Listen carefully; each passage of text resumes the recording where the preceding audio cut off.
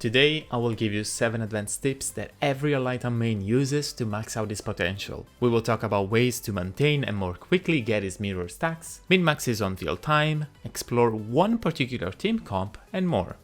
As you probably know, Alhaitham's gameplay revolves around getting mirrors that enable projection attacks. They are gained via skill, burst, and charged or plunge attacks. The projections from these mirrors have a very high talent scaling, especially on his elemental mastery, and get a further boost from his ascension 4. To maximize their damage, we need to maintain 3 of them, the maximum amount, for as long as possible. And it's not just for the scaling. It's also because they have a specific internal cooldown that makes them trigger a reaction every 2 hits. For example, the first projection attack with 3 stacks will trigger spread twice. Every 1.6 seconds our attacks enable these projections, and every 4 seconds we lose a mirror. Let's quickly recap how to get mirrors. The burst grants them depending on how many you have when you cast it. If you don't have any, it will give you 3. His skills also changes depending on your mirrors. Without any, a cast will give you 2, otherwise 1. Your charged or plunge attacks will always give you 1 with a 12 seconds cooldown. You probably knew all this, but it's important to recap for later. The number 1 trick that most Alhaitham mains use is the burst swap tech. His burst will produce mirror stacks after 2 seconds. This means that it's possible to cast it, switch and use something from a teammate, and then come back to get his mirrors. However, failing to switch fast enough will make you lose them. So to keep it brief, you want to avoid using this tech if you are not confident in pulling it off every time, your ping is too high, resulting in wasted time between your inputs and when the switch actually happens, the skill or burst you want to use has too long of an animation. Most common use is spawning odds from facial or casting Cookie's skill or burst, but many more can fit in these 2 seconds. Another trick to min-max his time generating mirrors is that his skill can be held to aim it. Once you do, no matter where, you will be able to plunge attack right after. This combo alone brings you from 0 to 3 mirrors. If you're up against an enemy with a big hitbox, we can push this trick further. By aiming very low, the jump will be so short that Alhaitham will not perform the entire plunge animation, but a faster one instead. Note that this only works as a result of colliding with someone or something and will likely hardly work on small enemies, but if possible, it's a good way to save a bit of time. Now, his on-field presence can be maximized a lot, but it requires a little bit of planning. So let's say you want to be on field for the longest time possible, or at least for as long as you can maintain 3 mirror stacks. You will start with your burst, either use the previous burst swap tech or not, and then proceed to input normal attacks. Every 4 seconds, recharge the missing mirror with either a skill or a charger attack. An easier way to keep track of this is by looking at your projections. These extra attacks happen in intervals of 1.6 seconds, meaning that after 2 of these attacks, it's okay to start getting a mirror back. In other words, every 2 projections, you try to get 1 mirror via skill or charger attack. Generally, it's better to use the skill first to let the cooldown start. The charged and plunge attacks have a slightly shorter cooldown for your mirror generation.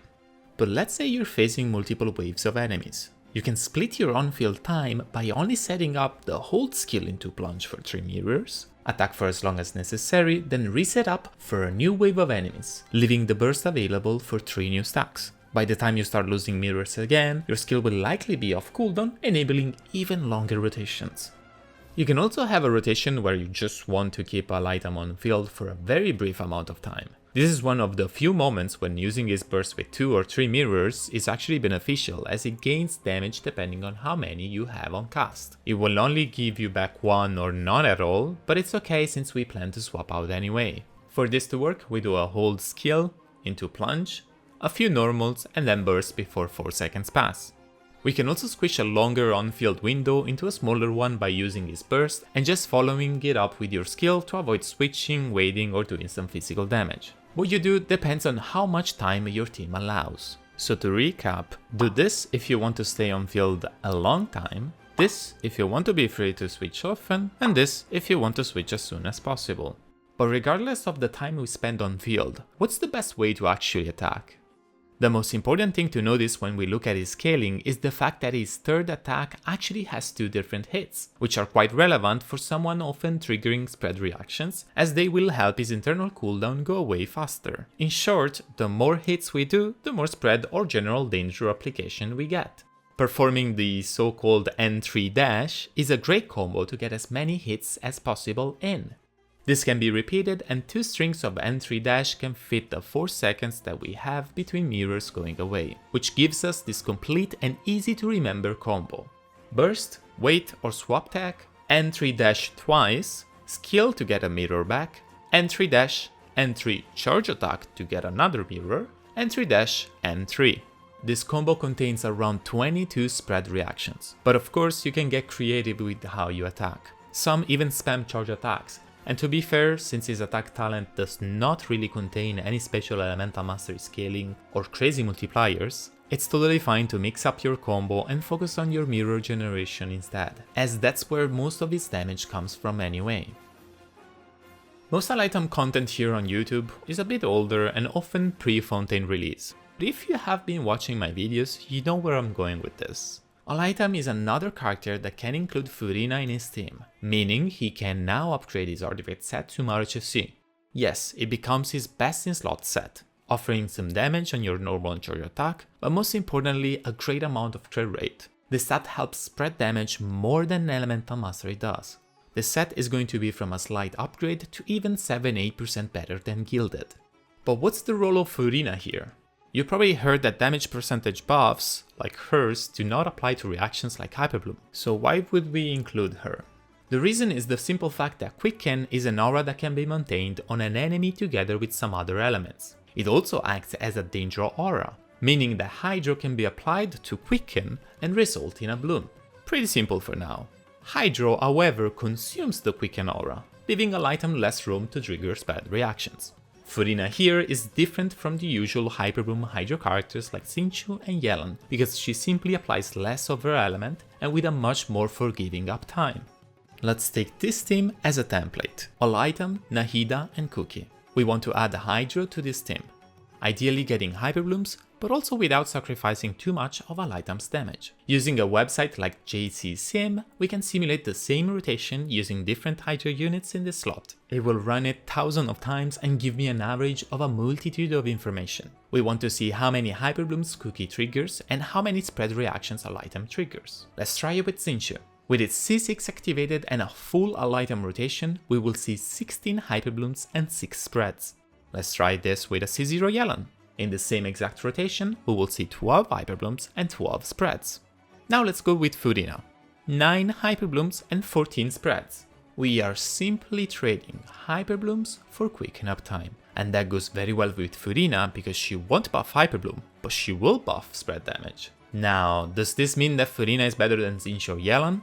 Not at all, especially depending on your investment. Assuming most can get their hands on a full Elemental Mastery Cookie build, then the weaker your Alhaitham and Nahida are, the better Xingqiu is, because Hyperbloom damage will only scale on Cookie's level and Elemental Mastery. On the other side, very high quality builds are okay with trading some of these Hyperblooms for quicken uptime, to increase both Nahida's and Alhaitham's personal damage. Also keep in mind that Yelan does very well for the same reasons as Furina. She also buffs damage percentage, which applies to Alhaitham's personal damage. But another point to consider for Furina is that she allows rotations to be more forgiving, as Yelan and Xingqiu have a set uptime that needs Alhaitham's full rotation, while Furina can allow you to be more flexible without much of a problem. The split rotation we talked about earlier, well, that's pretty bad for characters like Xingqiu and Yelan. They would just end up either delaying you a lot or losing uptime. Furina, with a 30 seconds duration on her skill, makes you way more flexible. Since I predict this team to become much more common, especially for how resin efficient it can be, if you ever want to vertically invest into Alhaitham, a quick tip is the fact that both Nahida's and Furina constellations are of a higher value than his own. Both actually have a very similar damage increase and will shift towards Nahida or Furina depending on the exact team and builds. Also a quick reminder for your resin planning. Deepwood is almost mandatory in a team that contains Alhaitham, so even if you do decide to go the Furina plus HFC route, make sure to farm at least a full set for support or Nahida. It will also very likely be available in the Strongbox once Natlan releases in around 3 months.